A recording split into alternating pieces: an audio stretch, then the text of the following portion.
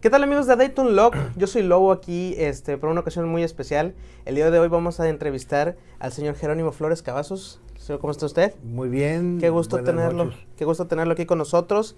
En esta ocasión vamos a hablar un poco del fenómeno OVNI y el señor Jerónimo es un experto en el tema. Entonces, señor Jerónimo, primero, pues muchas gracias por esta oportunidad. Es un honor tenerlo aquí con nosotros. No, el honor es para mí estar en... Yo le quería empezar preguntándole cuánto tiempo tiene dedicándose a la investigación del fenómeno. Oficialmente 46 años. 46 años. Toda una vida. Digo oficialmente porque en 1974, en el mes de agosto, yo y otros amigos fundamos el primer grupo que hubo en el norte de México. Ajá.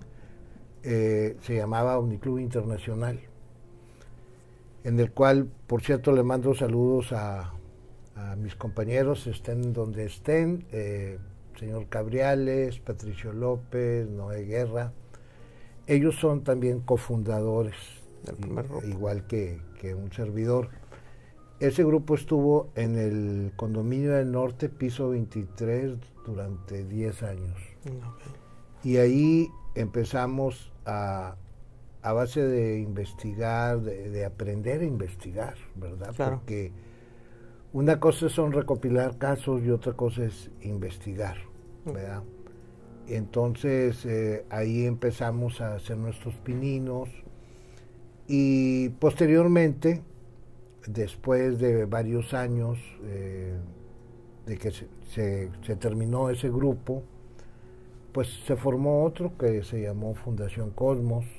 También fui cofundador junto con otras personas.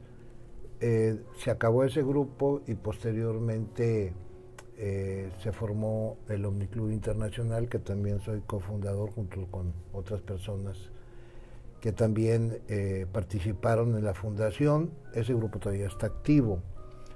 Y últimamente, en los últimos, ¿qué será? 4 años, formé otro grupo que se llama el Club del Misterio, para abrir el abanico y no nada más centrarnos a los ovnis, entrar a el pájaro gigante, Bigfoot, fantasmas, todo los temas de lo que sea paranormal. misterio, todo lo que sea misterio. Oiga, pero ¿cómo nació en usted la inquietud por investigar estos fenómenos? Bueno, ocurrió algo cuando yo era niño, muy pequeño, tan pequeño que no sabía leer. Es lo único que me acuerdo. No sé qué edad tenía, pero todavía no sabía leer. Una mañana mi papá y mi mamá vivíamos en Tampico en ese entonces.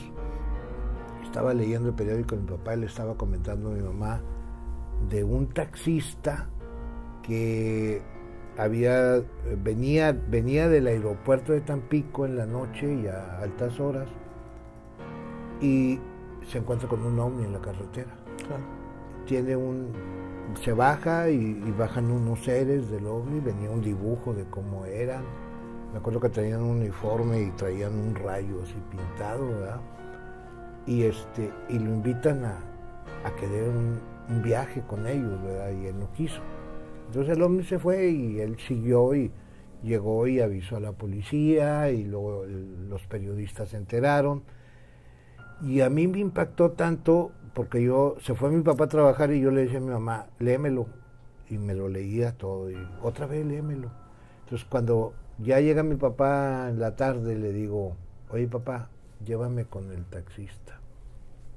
Y me dijo, sí, hijo, sí, pero pues yo estaba bien chiquillo, ¿verdad? Claro. ¿Para qué quieres hablar con él? Es que siento que hay más información que no está dando el taxista, ¿verdad? Y realmente nunca me llevó, pues yo era un niño chiquito, ¿verdad? Entonces, a pesar de que yo era muy pequeño, yo me dije a mí mismo, cuando yo crezca, voy a investigar esto, voy a averiguar de qué se trata.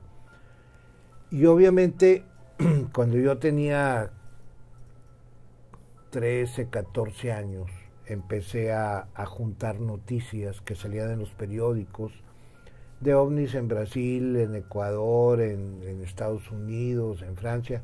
Pues yo lo recortaba. Tenía un álbum que todavía lo tengo por ahí. Sí.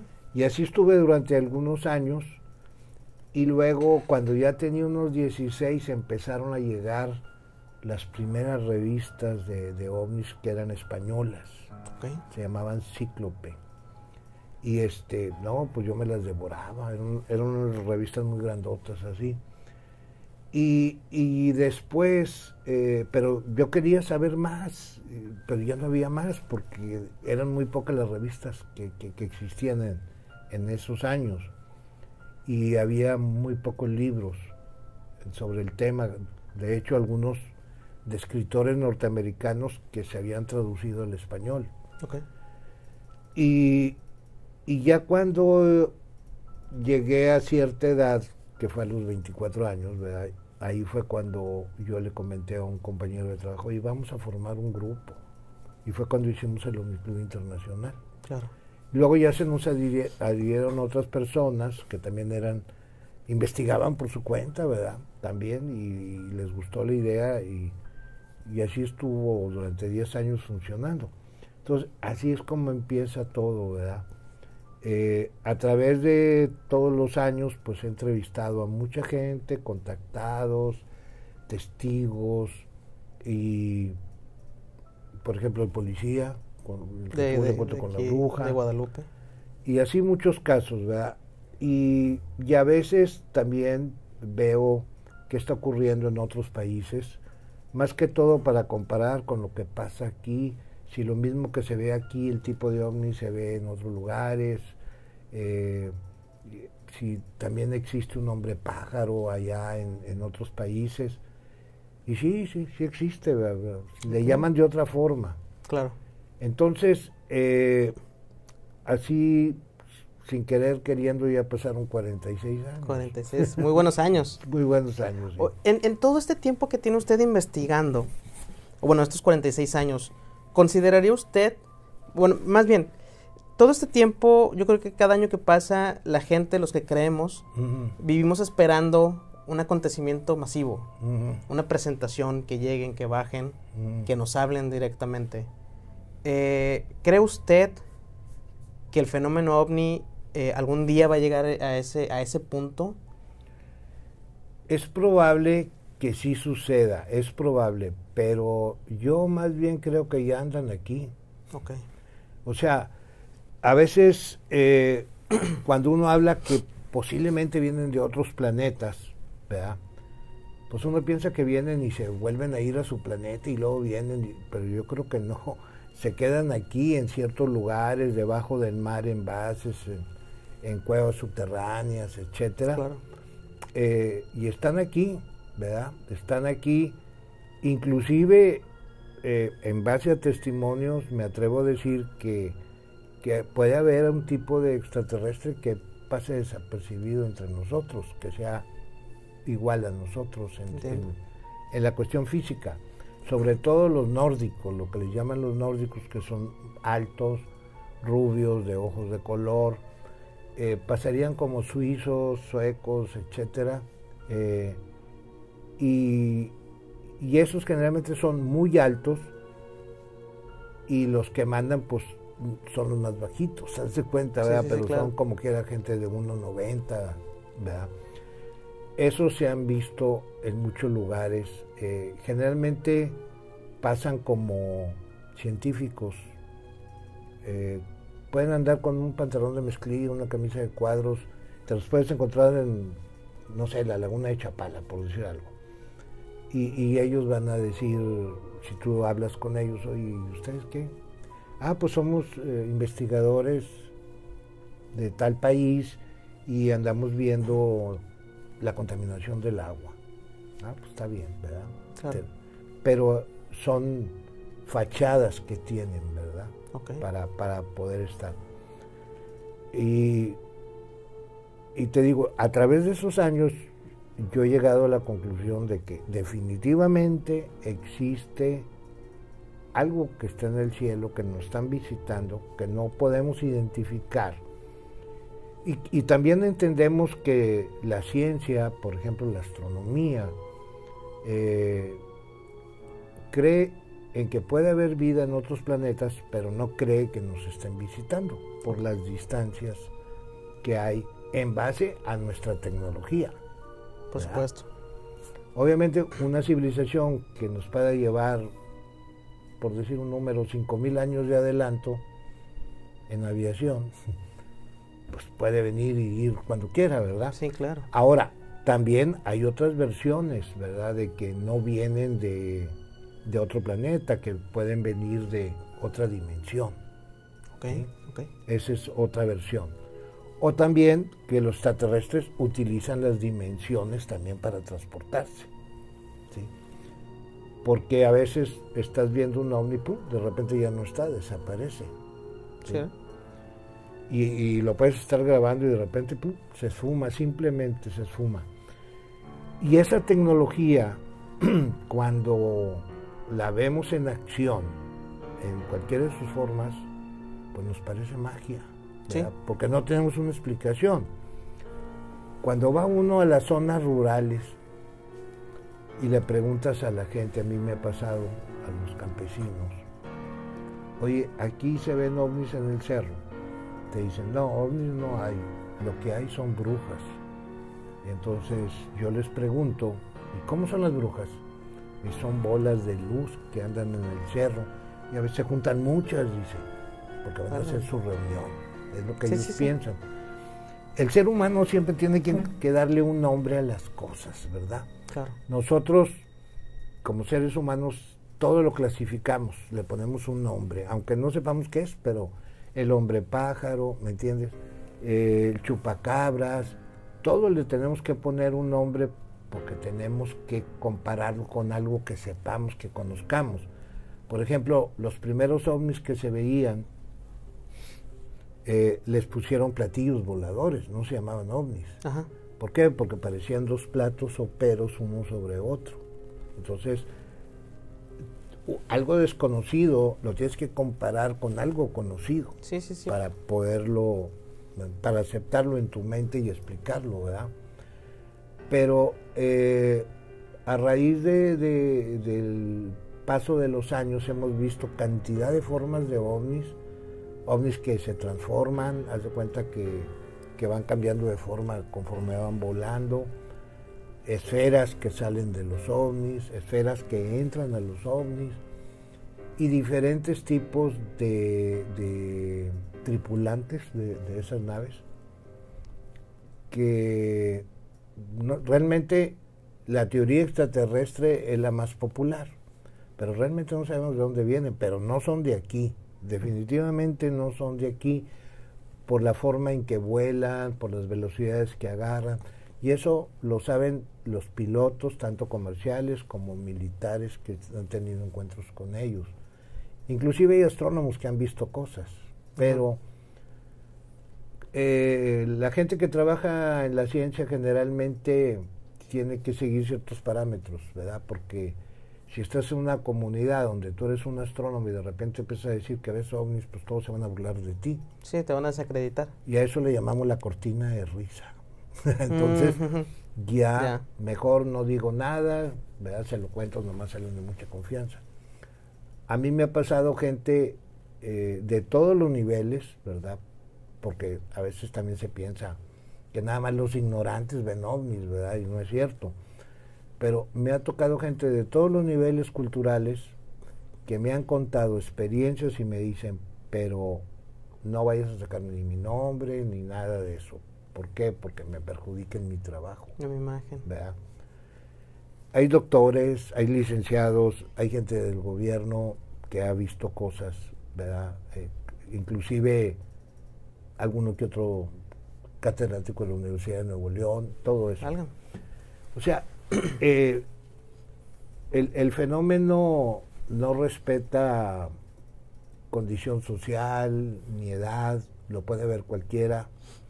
Habrá gente que diga, oye, pues yo he andado en la carretera toda la vida y nunca he visto nada. Pues bueno, no te ha tocado, ¿verdad? Claro. Y hay gente que le ha tocado en su vida ver varias veces ovnis. Claro. Entonces, el fenómeno ovni es bastante complejo porque a veces nomás vemos una cara del fenómeno, pero es como un dado romano. Los dados romanos tenían como 11, 12 caras, no como los dados de ahora. Entonces, así es el fenómeno ovni, tiene muchas caras, tiene muchas facetas, que a lo mejor tiene que ver con la mutilación de ganado, con cosas de ese tipo. Un ejemplo, cuando yo investigué, por ejemplo, lo del chupacabras, yo sé que el nombre desde ahí está mal, ¿verdad? Porque es un depredador desconocido. Anduve en muchos lugares donde pasaron las cosas y vi los animales muertos, estuve en las necropsias y todo, tengo fotografías de todo eso. Y te das cuenta que lo que mataba a los animales domésticos, y estamos hablando de patos, gansos, vacas, caballos, inclusive avestruces, perros, gatos, cabras, borregos, etcétera, etcétera, etcétera. Entonces no nomás chupa cabras, chupa de todo. Entonces, pero el nombre se presta a la broma y mucha gente piensa que fue una política del gobierno, una jugada para distraer la atención de los verdaderos problemas. Pero si ustedes toman los periódicos como del 94, por decir algo, 94, 95, cuando estaba en su apogeo el chupacabras, Ajá. Y te pones a ver que la misma noche atacaba en Oaxaca, en Yucatán, en Monterrey, en Ciudad Juárez, pues no podía ser uno, tenían que ser varios, claro, ¿verdad? Y si te pones a sumar todos los animales muertos, son miles. Y esos son los domésticos, porque si nos vamos a los salvajes, a los que están en el campo, que nadie es el dueño, pues nadie se da cuenta. No se contabilizan sus muertos. No se contabilizan. Entonces, pero lo más interesante es cómo se mueven intereses inclusive dentro de esto. Uno puede pensar, pues qué intereses puede haber, pero les voy a poner un ejemplo. Hay biólogos que se dedican a un cierto animal, sobre todo en las universidades. Por decir, los murciélagos, es su fuerte. Entonces, si decimos que es un murciélago, un vampiro el que está haciendo esto, la gente de campo lo que hace es poner dinamita en las cuevas, no distingue entre un vampiro y un murciélago, explota, se taponea la cueva y se mueren los murciélagos. Pero los murciélagos hacen una función muy importante en el ecosistema. Se comen millones de insectos que se volverían una plaga si no estuvieran ellos, y se arruinarían muchas cosechas también. Entonces, pues no, un vampiro no es, ¿verdad? Pero si decimos que es un puma, es un animal en extinción, la gente va a salir a cazarlo.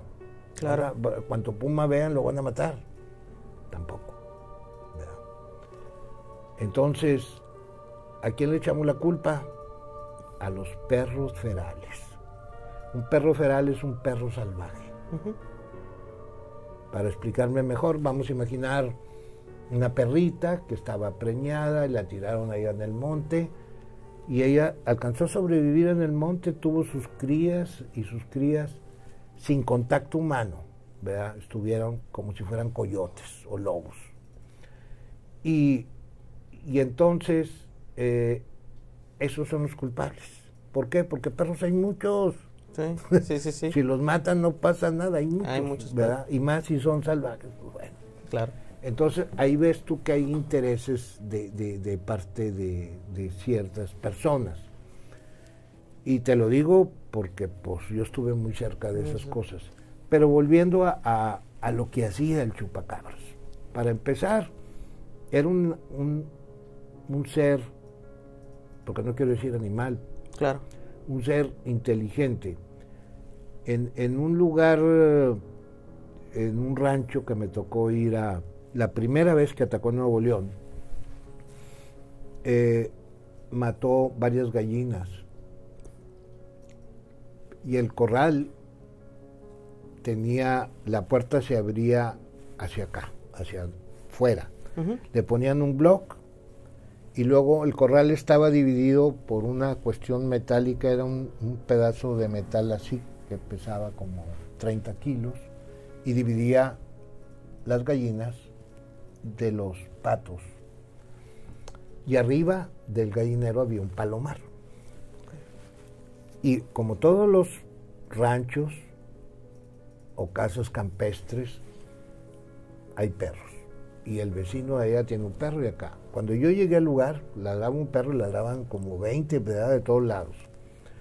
La cuestión es que cuando ese depredador llega, ningún perro ladra.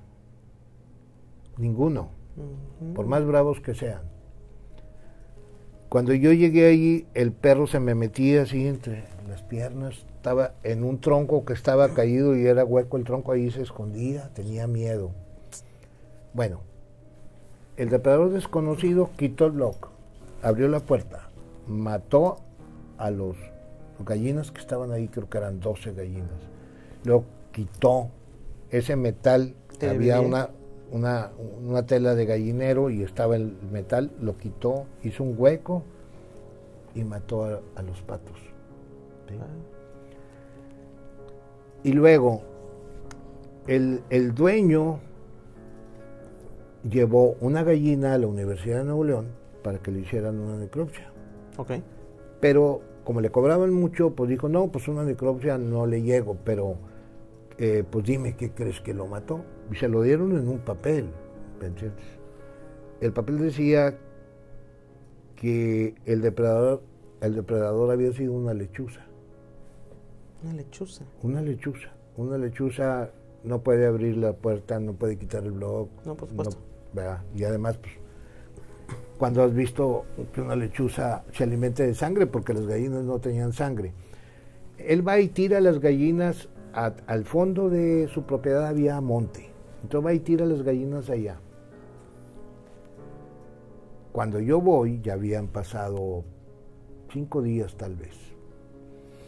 Y las gallinas, yo esperaba que estuvieran ya muy descompuestas. Olían mal, pero lo más curioso es que ningún depredador se les había acercado. Ni zorras, ni coyotes, ni tlacuaches, ni cuervos, ni águilas, ni nada, ni sopilotes. Es más, ni las moscas se paraban arriba de ellos. Válgame. Y bueno, las hormigas tampoco. O sea, nadie quería. El palomar, ese que te digo que estaba arriba, tenía como 100 palomas. Se fueron. Nomás quedaron unas 5 o 6. Entonces me decía el dueño del lugar, mira, te voy a mostrar algo. Y agarraba alimento para aves, ¿verdad?, que les daba. Lo aventaba. Ninguna paloma bajaba a comérsela. Ni siquiera los pájaros silvestres que había ahí, ninguno bajaba. Nadie se acercaba. El perro le sacaba la vuelta al lugar. ¿Verdad? Esa es otra cuestión. En muchos casos vi con los perros y los gatos, donde habían matado al animal, ellos le sacaban la vuelta. Por miedo. Como que percibían algo que nosotros no percibíamos. Sin duda.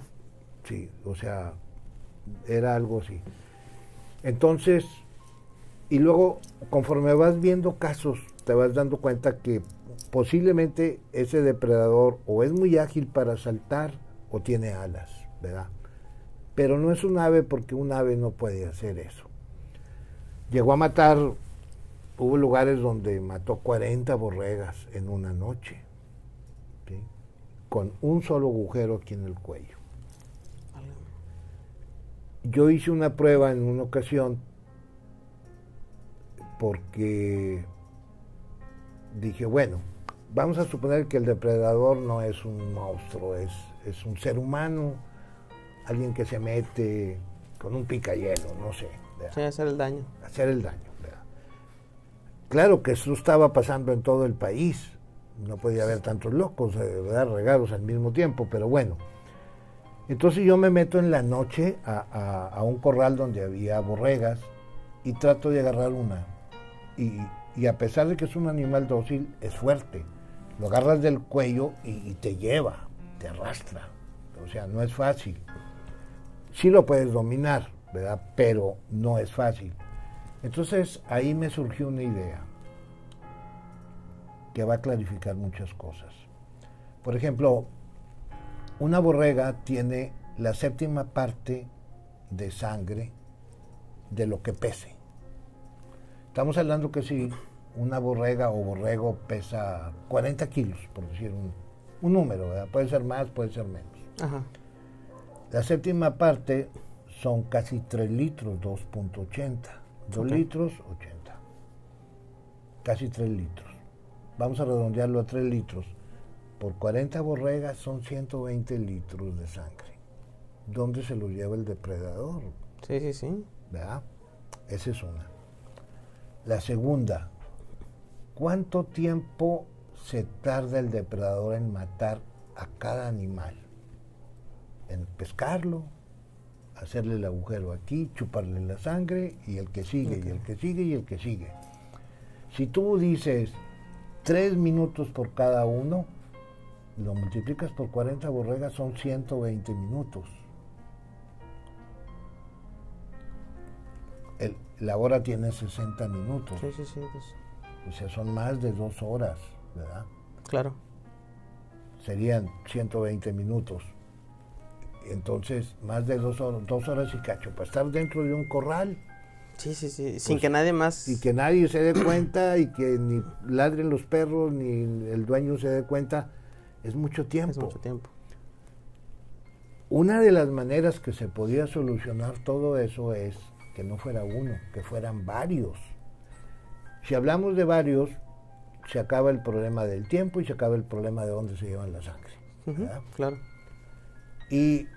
Pero conforme yo iba investigando, me di cuenta que había casos sumamente extraños. Por ejemplo, y esto salió en la prensa. Si alguien lo duda, yo tengo el periódico. Claro. En un corral se encontraron los chivos muertos. Esos no eran borregas, eran chivos.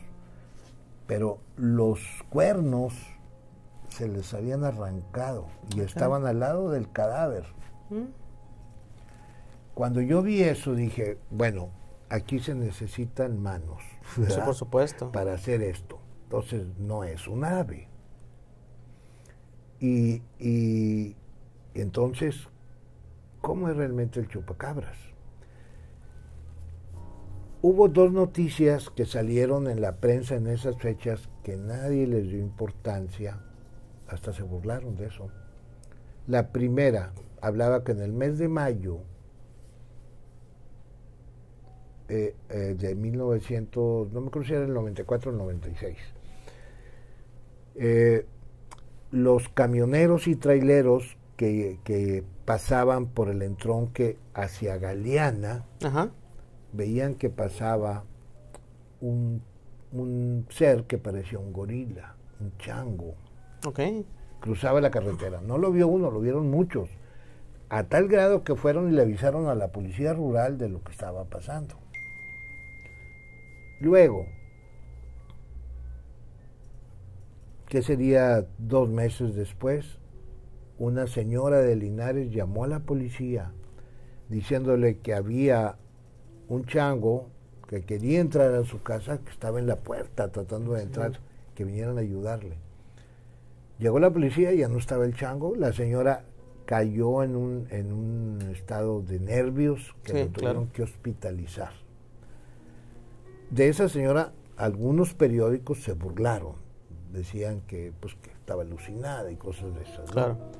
Pero ese tipo de ser, algo que parecía un gorila, tal vez era un pata grande, un Bigfoot, quizás. Sí, claro. Tiene manos, ese sí puede romper quizás, pero necesita mucha fuerza. Y así yo vi que el depredador iba evolucionando, porque llegó el momento, al principio nada más estaba enterito el animal, borrego, chiva, lo que fuera, gato. Faltaba la sangre. Lo más faltaba la sangre. Y a veces nomás había un solo agujero en el cuello. Posteriormente ya hubo casos donde el depredador se había llevado toda la carne. Ok. Y nomás dejó el intestino grueso, la cabeza y la piel.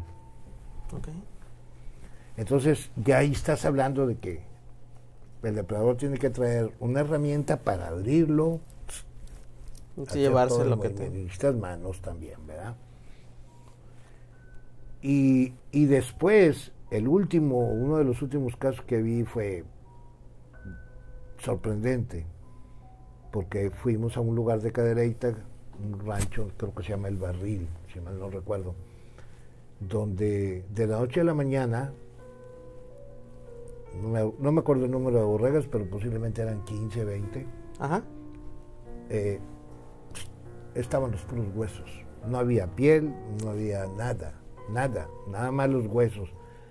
Cuando yo llegué, haz de cuenta que había pasado la marabunta por arriba, y los huesos estaban tan blancos todo, que brillaban con el sol. Wow. Y entonces, como que el depredador iba cambiando, como que iba especializándose, ¿verdad? Sí, sí, sí. Otra cosa que noté que, regresando a cuando nada más había heridas en el cuello, había casos donde las chivas o las borregas tenían en su panza, en su estómago, tenían dos agujeritos, pero si tú los veías bien, te dabas cuenta que se veía como quemado, el pelito que tienen ahí abajo de la panza se veía quemado, como si hubieran usado un rayo láser o un cigarro, lo hubieran puesto apagado. Así. Entonces todo eso me empezó a llevar a la conclusión de que quizás el chupacabras tenía relación con el fenómeno ovni.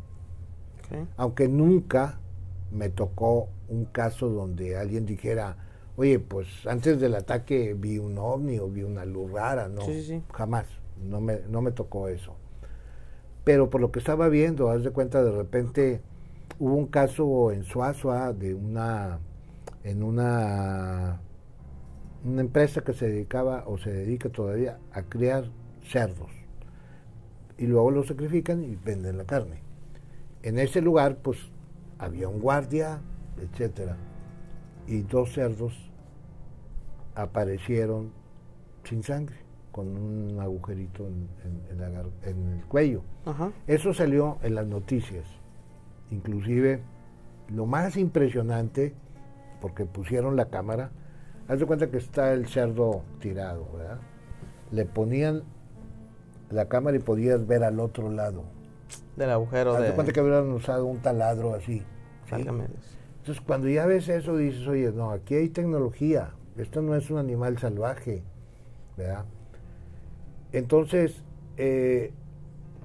lo más triste es que nunca pudimos averiguar qué era. Me refiero a toda la especie humana, ¿sí? Ni los científicos, ni la policía, ni las autoridades, ni un servidor pudimos descubrir. Otra cosa que me he dado cuenta, ese animal o lo que sea, es cíclico. Ajá. O sea, ataca por temporadas, luego se pierde, vuelve a atacar. En el año 2000 atacó, hace unos años atacó perros también. Estaba en los patios de las casas, estaba matando perros. Y eso salió por una sociedad de protección a los animales allá en San Pedro, que empezaron por su WhatsApp a decir, oye, que me mataron un perro, pues a mí también, pero de la manera que lo mataron, y en el patio de tu casa, o sea, eso vino, mató y se fue, ¿verdad? Entonces, ese misterio todavía no se aclara, ¿verdad? Es algo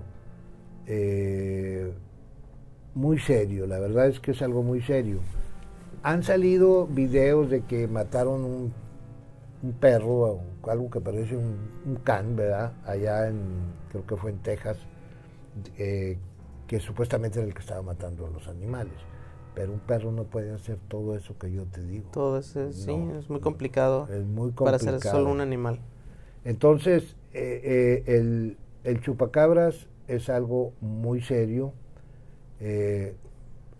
Puedes tú no creer en eso, pero nada más piensa, todos los animales que murieron, fueron miles en todo México, No se suicidaron, Okay. alguien los mató. Entonces, ese es lo que yo vi yendo al lugar de los hechos. Obviamente, a veces encontrábamos una huella. Una vez me tocó en una fábrica. Fíjate, era una fábrica con unos muros tan altos. Tenían un borrego que lo iban a sacrificar el 10 de mayo para que los trabajadores con sus mamás o sus esposas Ajá, claro. lo degustaran. El lugar tiene un velador y 2 perros Doberman que lo sueltan nada más en la noche porque son bravísimos. Y el borrego lo tenían amarrado a una llave de esas de agua fuera de unas oficinas. Pues en la mañana yo estaba muerto, le faltaba sangre.